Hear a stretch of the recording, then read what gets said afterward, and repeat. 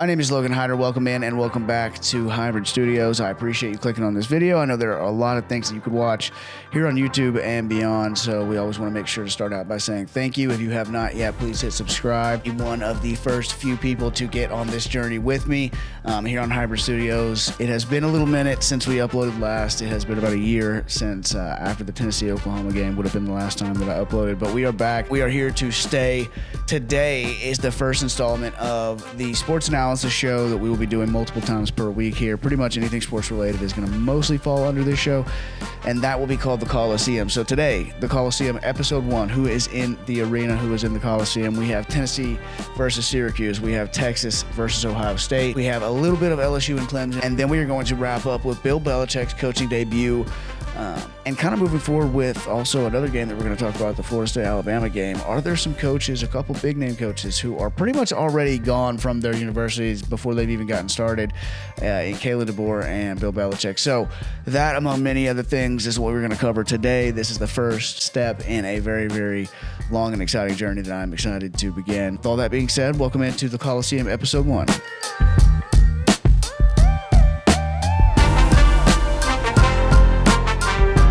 We are going to cover, like I said, a few different games over the weekend. The first one that I want to talk about is Texas versus Ohio State, the debut of Arch Manning. And as far as debuts go, not a great one. Didn't really look good in any way.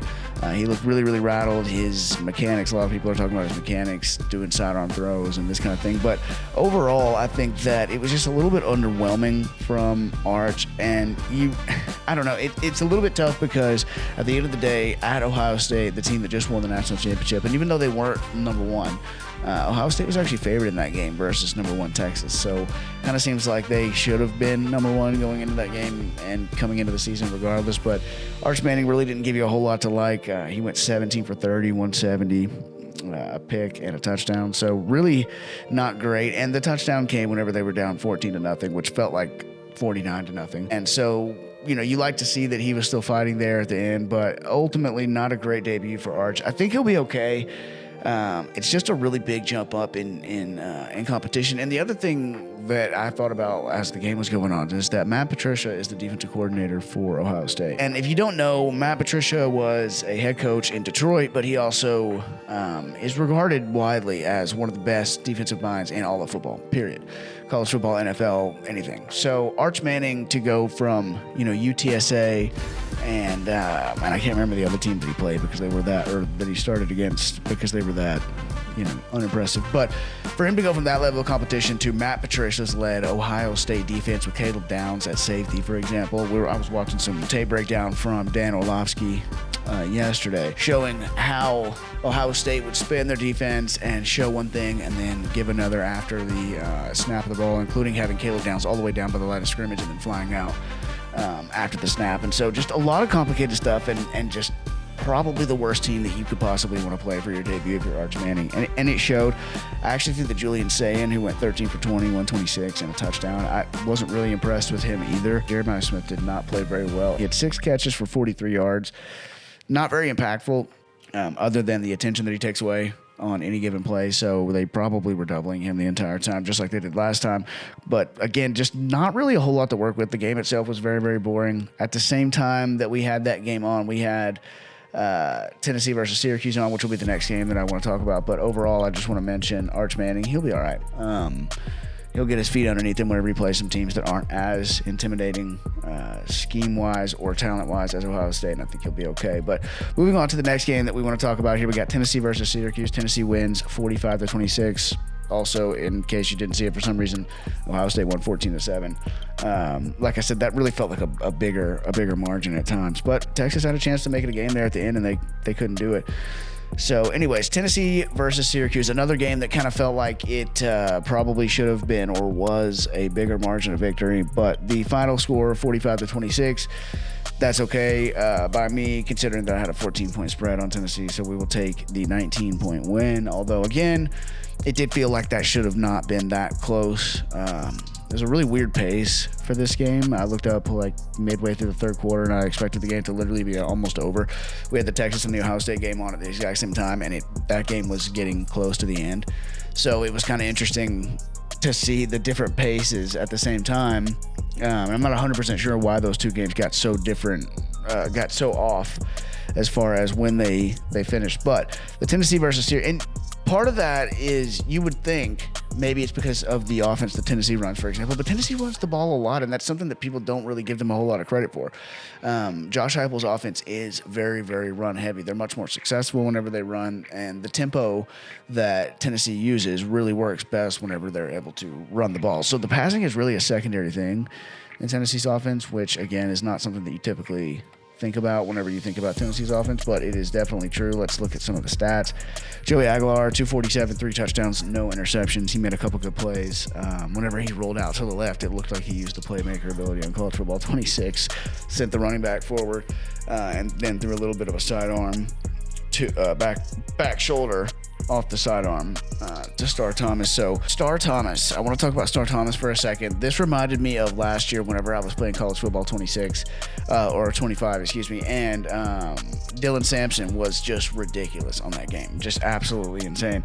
And I remember looking at Margaret, my wife, and saying, if this kid is even close to as good as he is on this game, he's going to be ridiculous in real life. Dylan Sampson went on to break or tie I'm pretty sure that he broke the touchdown record at Tennessee. Let's see. Dylan Sampson. Yeah, Dylan Sampson's record at the University of Tennessee includes the single season record for most touchdowns with 22. So, and points scored with 132, which he broke in November of 2024. So, yeah, so he broke the touchdown record. So Star Thomas, my point in bringing that up is that Star Thomas was the exact same way. I've never even heard of this guy before. I was actually playing a friend of mine on College Football 26 the other day online, and we actually looked him up, and he is a very real guy. He came from Duke. He's a transfer. And that is one thing that I wanted to bring up about the games over the weekend as a whole. It seems obvious that this would be the case with all the transfers and all the different changes and movement in college football, but I've never watched so many games and had no clue who was on the roster. Like, it seemed like every game that I watched, every team that I watched, there was just so many players that I had no clue who they were. And Tennessee is actually no different in that. I don't know. I didn't know a lot of the guys. Braylon Staley, I didn't even know he was a freshman. I thought for some reason that he'd been on the team for a while, so I was wrong about that. Aguilar obviously is new, but like Star Thomas, I had no clue who that guy was, and he's an impact player on College Football 26, for example. Deshaun Bishop, absolutely swagless with no gloves. I can't stand that. But 11 for 82, 7.5, and a touchdown. We will take that. The kid's nasty.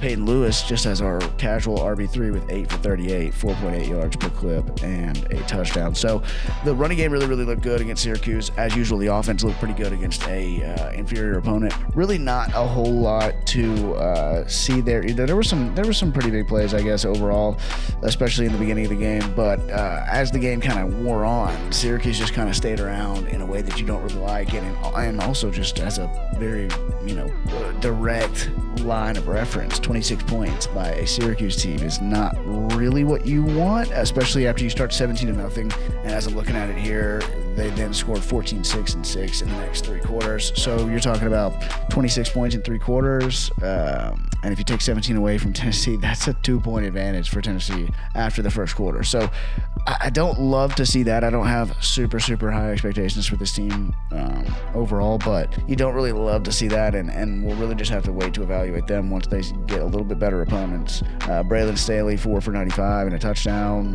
Had one really big play there. Chris Brazzell. Chris Brazzell had 5 for 62. It also brings me to one other point that I would say about the Tennessee games, that Joey Aguilar had a bunch of overthrows, just needed to get the ball down in general, but on the balls that counted, especially the ones that were deep, like to Staley, he hit him in stride, unlike a quarterback that we had last year, who I was really, really excited about, and just cannot seem to get that under control, and doesn't really know his place whenever it comes to the value that he brings to a football team and how talented he actually is when it comes to translating that onto the field. Nico Iamaleava, who, let's just see how he did over the weekend. Let's check on that real quick. There thinks to be much. He's uncovered. Iamaleava overshoots him. Matthews had a clear path for 6, and Iamaleava overjuiced him. So that was probably like a super great move for him to go to UCLA. But anyways, moving on to the next game that we want to talk about here. I just want to get through this game quickly. The LSU and Clemson game might have been the best game that I watched all weekend, even though it was only a 17-10 game. Just two really, really high-level teams, I think, going back and forth there. One thing that I did want to mention was Cade Klubnik. Cade Klubnik is just a guy that I have not believed in since he took over for Trevor Lawrence. DJ Youngale, whatever the hell, trash, garbage. Everywhere that he went, and somehow still, I'm pretty sure he signed to a practice squad the other day. But regardless of that, I think that he was also supposed to take over for Trevor Lawrence at some point. But Cade Klubnik was really that guy that I heard about for quite a while, and he just hasn't ever showed up. I've never really seen anything that's super impressive. To me, LSU's defense is pretty good, but 19 for 38, 230, and an interception, no touchdowns. I mean, it's not very good. It's just not very good. Garrett Nussmeier, on the other hand, I think people are going a little bit crazy on the Garrett Nussmeier hype train. I think he played really, really well. What is most impressive about him by far is his control at the line of scrimmage. I mean, he looks like an NFL quarterback, definitely, and his dad is a coach. He grew up with a coach for a dad, and so that's something that you kind of think that you're going to see, but Garrett Nussmeier definitely seems to be operating at a different level as far as that stuff goes. 28 for 38, 230, and a touchdown. Again, the only thing I would say about that is that I think it's a little bit too much. They won 17-10. They won by a touchdown. It's not like they, scored a bunch of points, but I think that he did show quite a bit of control over the offense in a way that a lot of college quarterbacks do not, and Cade Klubnik just couldn't really get anything going for pretty much the entire game. I mean, they scored 3 points in the first quarter, 7 in the second, and then nothing at all in the second half. They got totally blanked. Meanwhile, LSU scored 3 in the first half and then 14 in the second half. So I actually happened to have just seen right before this that essentially Dabo Swinney said that they both got a failing report card. They got like a 65, LSU did, and Clemson got a 58, for example. And Brian Kelly said, I guess he didn't see the second half, and said that they dominated in the second half, which is, I mean, hey, listen, we won by 7. I don't know if that's exactly the line of attitude I'd be taking, but Brian Kelly is a hell of a guy. If you know anything about Brian Kelly, he's a real stand-up dude. So anyways, moving on to the next game, we have Alabama and Florida State. So the rankings, as I sit here, seem to have adjusted because Alabama is 0-1 and number 21. Florida State jumped all the way to 14. That seems a little bit high to me, but this game was crazy. This game was pretty crazy to watch. I didn't watch every single second of it, but I kind of came in and out of it as it changed.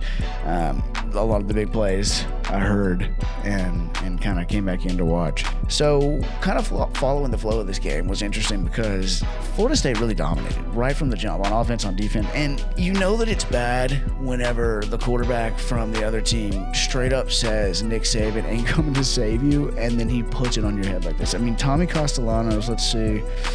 Tommy Castellanos, 9 for 14, 152 yards. But then you got 16 carries for 78 yards, a touchdown. And that 152, I will say. I mean, Ty Simpson was 23 for 43, 254, 2 touchdowns. But Tommy Castellanos, that 9 for 14 for 152 came at really, really important times. A couple of really, really big plays that he made. I just can't get over the fact that this man said that they're not going to be able to stop him and Nick Saban can't save them. And then he went and put it on him like that. I mean, it was 17-7 at halftime, or 20-7 at I guess it was 17-7 at halftime. And Alabama just never really seemed like they were in this game. And it's been a long time since I've seen an Alabama team not only manhandled like that, but manhandled by a team that they really should have beat. Again, we're talking about transfers and how every team is different and how every team is totally different than they were just the year before, and that it's hard to even keep track of your own team whenever it comes to not even knowing who my starting running back was on College Football 26. So I say that to say that, there probably was and definitely was a bunch of change and turnover, including at the most important position with the quarterback at Florida State, and certainly was turnover at Alabama as well. Don't know the ins and outs of either team's rosters, but it really is incredible to see a team that was 2-10 last year absolutely put it on Alabama. I mean, for 15 or 20 years at this point, it feels like Alabama has not just reign. I mean, I was telling my wife the other day, the things that Nick Saban did at Alabama in real life, via recruiting, via national championships, conference championships, wins overall, wins versus top 10 opponents. And again, the recruiting is a huge aspect, the talent level that is always at Alabama. And then to see how quickly it goes from that to number 21 when you were number 8, 0-1 after a 31-17 loss at Florida State. Again, a 2-10 team last year who just you wouldn't think have anywhere near the amount of talent on the field as Alabama does. I have to know from Alabama fans that are watching, and any Alabama fans that may hear this, what are we doing with Kalen DeBoer? Because I have to say that if I had made a video about Kalen DeBoer back in the day whenever he was hired, I probably would have said something like, the guy's done nothing but win everywhere that he's been, because it's the truth. But he's not winning here, and it is not going well, and it's going bad pretty quickly. So let's look at the team stats for a second. 341 to 382 total yards. Not that crazy. Passing yards, 254 to 152. Rushing yards, though, good Lord. 230 rushing yards to Alabama's 87. Yikes. Not at all what you want to see. If you're Alabama, let's see. So 232, 87, not what you want to see. 6.1 yards per play for Florida State. 6.1 yards per play. That is crazy. 2 for 2 on fourth down. Alabama was 2 for 5. So it's really just kind of a shocking game to watch, kind of a cathartic game to watch as a Tennessee fan. I don't think that Alabama is going to be coming back from this, making some kind of overhaul, making some kind of big changes right now. They're going to make a big difference. They play a brutal schedule. Let's pull that up real quick. Alabama plays, I think, but Florida State is far from the best team that they're going to be playing this year, obviously. But so what we have here is we got Alabama plays Florida State, then they have Louisiana Monroe, which obviously they should handle that. But Wisconsin the very next week starts to look a little bit sketchy. Then you got at Georgia, which, I mean, they're going to have to make some crazy changes to do anything in that game. But then you got at Georgia, then you have Vanderbilt, which beat them last year. Then you play Tennessee a couple weeks after that, Missouri as well, at South Carolina. LSU comes in on November 8th, Oklahoma on November 15th, the Iron Bowl at the end of the game, the end of the year. I mean, seriously, you're looking at, let's just try to be, nice about it. They're probably going to beat Louisiana Monroe. They're probably going to beat Wisconsin. Lost to Georgia, toss up to Vanderbilt. So now you got 2 losses. Missouri's probably better than Vanderbilt. Tennessee's definitely better than Vanderbilt. So you could lose 2 out of 3 there. So now you got 3 losses. 4 losses possibly. South Carolina could be a 5th loss. LSU could be a 6th loss. And again, let's be nice and let's say they get out of here unscathed. So we only got 2 losses on the record. Now we got 3 with South Carolina, 4 with LSU. And something crazy goes on at Auburn. Now you're looking at 5, and then you got Oklahoma could be looking at 6. I mean, is that a crazy assessment to make, to say that that they could end up with 5 or 6 losses? I really don't think so whenever you look at the schedule. So really a crazy game to see. Really a crazy game to see from a lot of different angles whenever it comes to seeing a team like Florida State just absolutely dominate Alabama, just kick them off of the field. And Alabama fans are not going to stand for that very long, I will say that. So to wrap up here, we have a game that came on last night, North Carolina versus TCU, Bill Belichick's college debut, and it was not good. It was not good. It's just super weird to see Bill Belichick on the sideline as well in a college game. It's just strange. It doesn't fit. It's not right. It's just weird. I don't know how else to describe it. It doesn't fit. It looks photoshopped. But the good thing is he is a legendary coach, and so if anybody could bring North Carolina football back to prominence, I suppose it would be Bill Belichick, right? So let's see how that went. Not great. 48-14, the final.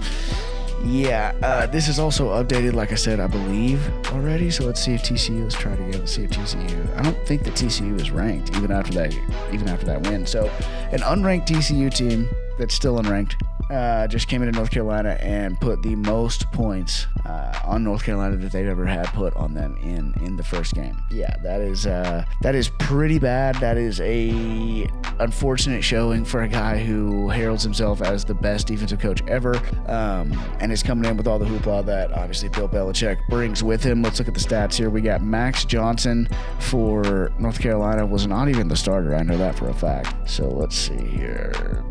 Somehow the backup ended up with 45 or 50 more yards than the guy who started, Gio Lopez. Gio Lopez had no touchdowns and an interception. There was some stat that I saw where they went like 2.5 hours or 3 hours of real time without a completion.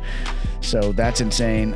Threw a pick 6 during that time period as well. Meanwhile, Josh Hoover for TCU went 27 for 36, 284, 2 touchdowns and a pick. And you gave up 113 yards rushing on 11 carries to Kavorian Barnes. Nate Palmer, 7 for 61. Jeremy Payne, 7 for 28. Trent Battle, 1 for 28. John Denman, 7 for 20. I mean, good God. What are the 258 to 50 on rushing yards? Oh, my Lord. 542 to 222. That is bad. And North Carolina was 1 for 10 on third downs. They had 49 total plays. Yeah, this was... I don't know how Bill Bellichik survives this. I'm so serious. I'm not trying to be a hot take artist or anything like that, but I don't know what he's doing there. I don't even know why he's there. And 48 to 14 as your first showing. I mean, are we really, really, really expecting this guy to put in a 3, 4, 5, 6, 7 year rebuild on this team and like bring it back because he's so passionate about North Carolina football? I just don't see it happening. I find much more likely him saying, yeah, you know what, this was a dumb idea. Getting out of there and going and hanging out with his girlfriend. It is very strange, that whole situation. I'm not sure why he's doing this. But without the success on the field, I just don't even know what you're doing there. I don't know what the point is. I don't know who he's doing this for. I kind of am cool with like the idea that he just wanted to try it, you know, and the NFL just decided that they didn't want him anymore. And he's like, you know, whatever, fuck it. I'm going to go to North Carolina and try to do something crazy. Sure, if that's really where he's coming from, I don't really hate it, but it's just not good. So, yeah, that is what we got for the college football week 1 matchups. Like I said, we will be uploading multiple episodes of the Coliseum per week, depending on what we have going on. So please stay tuned for that, and please subscribe and like this video. I have to start putting this content out because the seasons are coming, and it is just time, and ready or not, I'm going to do it, and I'm going to make sure that we stay consistent here. So please support in whatever way you can. Send this video to someone who may like it. Send a clip or a segment if you see those posted on the channel as well.